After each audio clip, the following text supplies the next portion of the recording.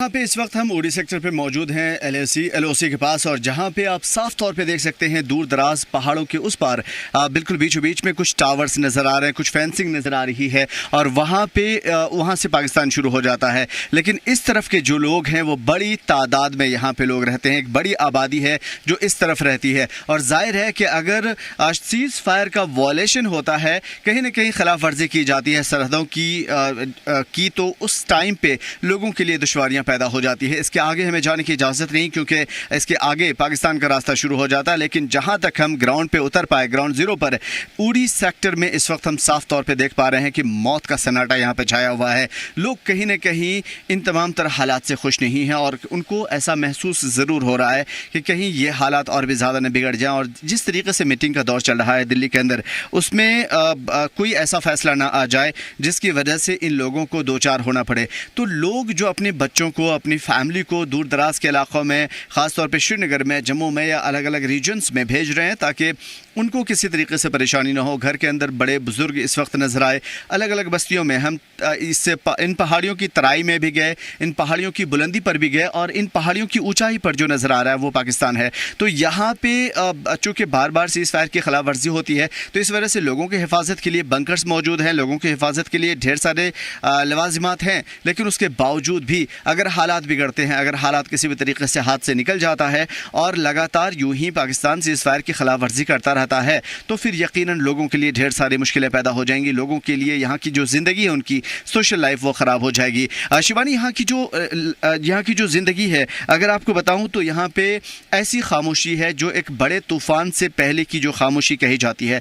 इस खामोशी में कहीं न कहीं लोगों का अलम है, दर्द है, तड़प है। और यहाँ के लोग जो इन वादियों में बहुत ही हंसी खुशी ज़िंदगी गुजारते हैं, सादा सी ज़िंदगी गुजारते हैं, वो यकीनन इस वक्त खौफ में है कि पता नहीं आने वाले टाइम पे क्या कुछ होगा, किस तरह के हालात बनेंगे। हालांकि हमारे आसपास झरने हैं, नदी है, वहाँ पे ज़िंदगी की तमाम तर मौज मस्तियाँ हैं, लेकिन उसके बावजूद लोग, लेकिन जिस तरीके की भारत पाक के बीच कशीदगी इधर बढ़ गई है आमिर, जिस तरीके से भारत पाक के बीच तनाव बढ़ चुका है, जंग का खतरा है, तो ऐसे में उरी में किस तरीके से अलर्ट पर है सेना, सिक्योरिटी के क्या इंतजामात हैं इस जगह?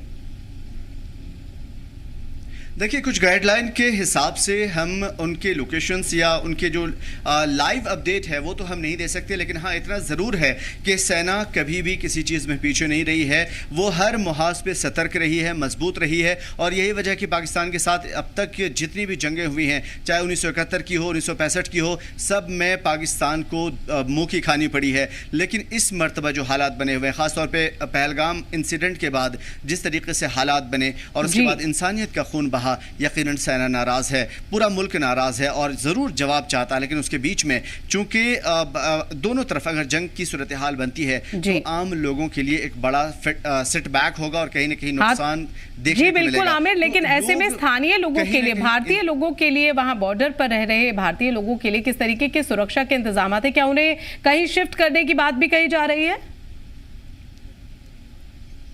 बिल्कुल, यहाँ पे जो ऑलरेडी जो लोग यहाँ के मकीन हैं, जो यहाँ पे रहते हैं, उन्होंने अपनी फैमिली मेम्बरान को दूसरे जो सिटीज़ हैं, अपने रिश्तेदारों के घर या फिर जिनके यहाँ से बाहर कोई भी ठहरने का, रुकने का ज़रिया है, उन्होंने वहाँ अपने बच्चों को, अपनी फैमिली को, भाई बहनों को, छोटे बच्चों को शिफ्ट कर दिया उन्होंने। लेकिन उसके अलावा घर के जो बड़े बुज़ुर्ग हैं वो यहाँ पर मौजूद हैं, और इस वक्त इंतज़ार में है कि सरकार कोई ऐसा कदम उठाए जिसकी वजह से उनकी जो एक लाइफ है, ख़ासतौर पर सोशल लाइफ, पर्सनल लाइफ, वो किसी भी तरीके से आहत ना हो, किसी भी तरह से नुकसान ना हो, और बड़े पैमाने पर हमें तबाही ना देखने को मिले। तो ये हम ज़रूर कह सकते हैं कि लोग यहाँ से खुद ब खुद जा रहे हैं या शिफ्ट हो रहे हैं, लेकिन हाँ यहाँ पे लोग ठहरे हुए हैं और फ़ौज के साथ खड़े हैं, मुल्क के साथ खड़े हैं। बस उस फैसले का इंतज़ार है जो CCS की मीटिंग के बाद फैसला लिया जाना है, और देखना है कि क्या कुछ मुल्क की तकदीर के लिए, मुल्क के आगे मुस्तकबिल के लिए, मुल्क के अवाम के लिए फैसला लिया जाएगा। जी, और इस बात का निर्णय जो भी लिया गया है इन मीटिंग्स में, निर्णय वो 4 बजे प्रेस कॉन्फ्रेंस के जरिए जो होने वाली है उसमें पता चल सकता है।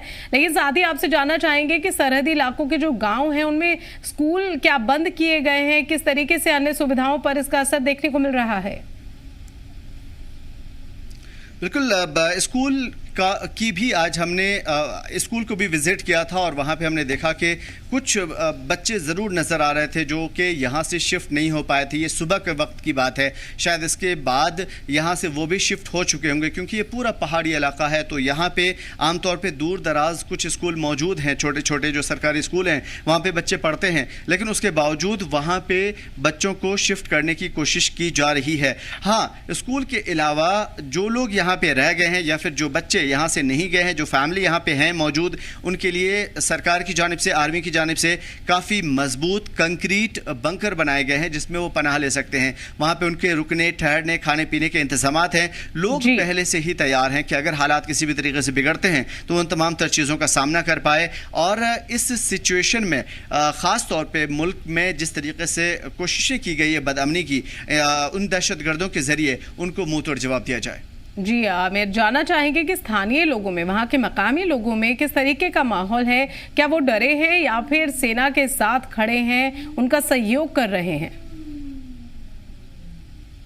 देखिए, अगर जो हिंदुस्तानी है वो डरपोक नहीं हो सकता और ख़ास तौर पे सरहद के लोगों ने हमेशा हर जंग में यहाँ पे देखा है, हालात झेले हैं। यहाँ पे पाकिस्तान की शेलिंग झेली है तो उनके अंदर डर नाम की कोई चीज़ नहीं, वो किसी से नहीं डरते। लेकिन उसके बावजूद चूँकि उनकी फैमिली है, बच्चे हैं, रोज़गार है, कारोबार है, तो ज़ाहिर है कि उनके लिए हालात बदतर हो सकते हैं। लेकिन उसके बावजूद वो सेना के जवानों के साथ खड़े हैं, मुल्क के साथ खड़े हैं। उसके अलावा मैं ख़ास तौर पर आपको बता दूँ कि ये जहाँ पर मैं खड़ा हूँ, उड़ी सेक्टर, यही वो उड़ी सेक्टर है जहाँ पर प्राइम मिनिस्टर मोदी ने और उसके अलावा मुल्क में पहला रिटेलिएट अगर किया गया था, पाकिस्तान को मुंहतोड़ जवाब दिया गया था, तो उड़ी से दिया गया था। और यही वजह है कि यहाँ पे जोश हाई है, लेकिन जोश के साथ साथ होश से भी काम लिया जा रहा है और होश से काम लिया जा रहा है। दिल्ली में हाई लेवल की मीटिंग चल रही है और जल्दी हमें प्रेस कॉन्फ्रेंस के जरिए साफ तौर पर पता चल जाएगा। लेकिन लोग डरे हुए नहीं है, लोग खौफ में नहीं है। हाँ, इतना ज़रूर है कि एहतियात बरता जा रहा है। सभी को भरोसा है अपनी आर्मी पर, अपने मुल्क पर, अपने आला कमान पर। लेकिन उसके साथ साथ चूंकि जंग की सूरत हाल पैदा होती है तो दोनों तरफ कहीं ना कहीं लोग पिसते हैं, उनकी जो सोशल लाइफ है, पर्सनल लाइफ है, वो मुतासिर होती है और इन पहाड़ों की जन्नतुमा जो ज़िंदगी है उस पर असर ज़रूर पड़ता है क्योंकि यही उनकी ज़िंदगी है। इन पत्तों में, इन पेड़ों में, इन पहाड़ों में उनकी यादें हैं, उनकी मोहब्बतें हैं, उनकी ज़िंदगी है और यहाँ उनकी ज़िंदगी हमेशा से चली आती रही है। हालांकि इससे पहले हमने कई जंगें देखी, उसके बावजूद रोज़ाना यहाँ पे सीज़फायर की खिलाफ वर्जी होती है, रोज़ाना यहाँ पे हेवी शेलिंग की जाती है, लेकिन उसके बावजूद लोग डरते नहीं हैं। लोग उस चीज़ का जमकर डट कर मुकाबला करते हैं। बिल्कुल आमिर, यहीं रहते हैं, इन इलाकों छोड़ करके नहीं जा सकते। बिल्कुल आमिर, भले ही समझ सकते हैं कि उनकी हिम्मत कितनी ऊंची है। बिल्कुल आमिर, भले ही उरी में जंग या फिर पाकिस्तान के साथ टकराव का खतरा मंडरा रहा है, लेकिन लोगों का जोश इस वक्त हाई है। सेना के साथ स्थानीय लोग, मकामी लोग डटकर खड़े हैं और हम भी सेना के इस मुहिम में उनके साथ हैं। बहुत बहुत शुक्रिया आपका इस पूरी जानकारी के लिए और उरी से हमारे साथ जुड़ने के लिए।